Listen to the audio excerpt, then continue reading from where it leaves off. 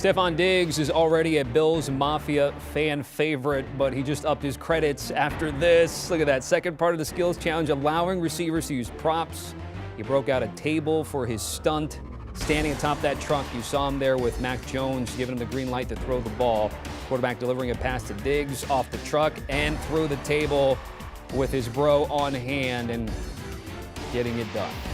Cowboy star pass rusher Micah Parsons listed at 245 pounds-wise. He actually, easily the heaviest player with Tyreek Hill, Nick Chubb, and Trayvon Diggs. By the way, though, the question is, are the other guys really trying, Brandon Baylor? No? Okay. Sorry. I mean, Tyreek Hill, last place. All right, let's bring in Ryan Harrison. Let's talk about Micah Parsons there. I put him as speedy and fast. What did you think of that? Were the other guys even trying, Ryan? What do you think? That's a classic rookie around veterans. Tyreek Hill's not running any speed, Let Micah Parsons win that thing. And what's he doing with his shirt off? This isn't Bad Boys. He's looking like a young Will Smith out there. But that's fun for Micah Parsons. And I think that's something, the skills challenge, that's an area the NFL really can increase to make the Pro Bowl a little more appealing for fans. And how awesome. Stefon Diggs off the top rope onto a table? I mean, that's where the culture shows commitment right there. So Stefon Diggs endearing himself to the Bills Mafia. That was fantastic. All right, of course, we're getting ready for the Super Bowl a couple Sundays from now, but we have the Pro Bowl coming up, and we also have the Senior Bowl taking place this week, something that you know a lot about there in Mobile, Alabama. But why did you, I'm hearing here, did not exactly enjoy your Senior Bowl experience? Well, I was one of the few players that lost money at the Senior Bowl. It was something that, with the practices going on, my confidence wasn't with me at first. And thankfully, I dominated in the game. And that was something where coaches asked me, even Sean Payton at the time said, hey, what happened, between practices and the game? I said, hey, forgot to pack my confidence, but I'll never do that again. So it was something that in the beginning, I was trying to fight to be that second tackle taken. I was fighting with Levi Brown. Ended up going way down in the third round. And, oh my gosh, what happens? What do I do from here? And that's the tough thing about the Senior Bowl. It's one of those things like, where it's the most important thing in your life, and then when it's over, you'll never talk about it again. When you're kicking tail on the NFL field, nobody asks you, hey, were you in the Senior Bowl? What round did you get drafted in, right? But it's such a big deal to all the college athletes. It's their first taste of NFL competition, as well as that schedule. And it's something that served me better because I knew regardless of what happened in the Senior Bowl, I still had an opportunity to be successful. To all those Senior Bowl players and Shrine Bowl players, success or failure, it doesn't matter where you go. It matters what you do when you get there. Fell all the way down to the third round to a team that you won a Super Bowl ring with. Anyways, pop it up again. Our producer would like to see that one more time. Oh, this little thing right here, this little paperweight, Not only did I get the chance to win the Super Bowl with the Broncos who drafted me, but also got to meet my wife, Tommy. I mean, hey, $20 more million, meeting your wife. I'll go with meeting my wife. Thank you very much, Tommy. You came out doing just fine. And it's interesting. You're echoing a lot of things that we're hearing from the Senior Bowl. Both our guy Ryan Wilson, Scott Pioli, about being a first job interview of sorts. And you give a little bit of advice there in case something goes wrong. The weather's really bad this week. Again, is that something you talk to the other players about? Do you tell your parents? I don't know if you have an agent at this point in time. Like, how do you get yourself out of a rut if you're one of these prospects? I love that question. I did call my mentor, Aaron Taylor, Super Bowl champion and Notre Dame graduate as well. Said, hey, man, I don't know what's going on. Well, he said, first of all, just close your eyes and take your head away from yourself. You're probably thinking too much. And he said, now you go to practice tomorrow, look for something that you missed. And sure enough, the defensive line coaches were given the snap count in one-on-ones. I'm like, okay, now this starts to make a little more sense.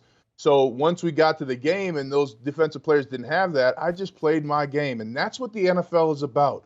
Listen, you might get hit with something on the way into a visitor stadium. You might have 20 ticket requests before the game at a home game. Nothing else matters. You're going to have an opportunity to hone your craft. And can you focus? Can you quiet your mind when you perform? And for a lot of players, it's tough to do that. And you have people asking you questions you've never heard. Like they asked me, Ryan, are you a tough player? What do you mean? I just lasted 4 years in college football. What, I have to show my toughness again? So there's all kinds of things going on. But the best thing and the thing that will make each of these players successful in the NFL is their ability to quiet their mind and perform on the stage in the game. And that's coming up here for those guys, and I can't wait to see it. All right, let's get back to that ring because you won that at Super Bowl 50, played with the bye week, and those in their 30s and 40s will remember there was a time when we were playing some Super Bowls in a single game week. For you, did you appreciate having the extra week, or would you have rather just played right away? Oh, I loved having the extra week. And one of the things people forget about the Super Bowl, that's week 27. I think now week 28 with the 17-game schedule. That's a long time. I mean, I just remember a lot of us veterans and starters were in the cold tub, hot tub, getting some rest. But the other big thing, too, is it allows you to be away and get to focus on the game. Now, one of the things that I think made us successful Super Bowl 50 season, we installed before we left to go to where we were playing in San Francisco for the Super Bowl. That helped us just focus, feel normal, and then when we got there, we got to experience all the joy. We were on that opening night. We were the first team to do that opening night. That was super cool. Got to get interviewed by Miss America and get asked about my tattoos, and we got to all go out to dinner. But it really matters to get some time to rest. And Gary Kubiak actually did a great thing giving us the first couple of days off, and that really helped. What about the logistics, getting rid of, I'm sure, some ticket requests, many of them? Well, I had over 200 ticket requests, Tommy, and that was crazy, right? So it was fun to say no 190 times. So I ended up having some family still mad at me that I didn't bring them to the Super Bowl, but my job is not to pay for your enjoyment. It was a great time, and it really, you get some people out of the woodwork. I had somebody say, hey, I haven't talked to them in 3 years. They texted me and they said, hey, kid, we get 4 tickets to the Super Bowl? And oh, by the way, can you come by my kids' kindergarten class to get them excited for the Super Bowl? I'm like, what do they think this is? Like a Super Bowl rental company? What's going on? So you're going to be distracted. You have to figure out a way, even if you're in sports or out of sports, you have to find a way to recognize distractions and deal with them accordingly. That comes in huge here in the Super Bowl. And the most distracted team will be the team that loses. All right, so it's been almost 20 years since we got a single week Super Bowl 37, Bucks and Raiders, I think from San Diego, that is. All right, got time for one more. It's an easy one. Yes or no, are we going to get a big man TD in the Super Bowl, a.k.a. your thick six?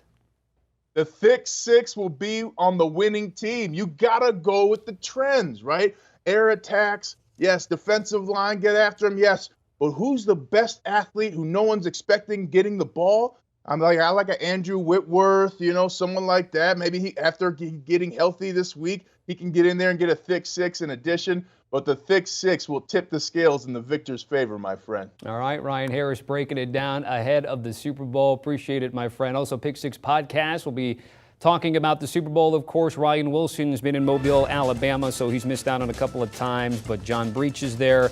Speaking of Breach, Pop's Gym, Bengals legend, and Anthony Munoz, arguably the biggest and best Bengal of them all. They react to the Bengals and their Super Bowl appearance in Los Angeles, sharing stories from Cincy's 2 previous Super Bowl trips. Do you want a sports network that delivers everything that matters about the game? The highlights, the picks, the instant analysis, no yelling, no fake debates, no politics. Hit the subscribe button and never miss a moment.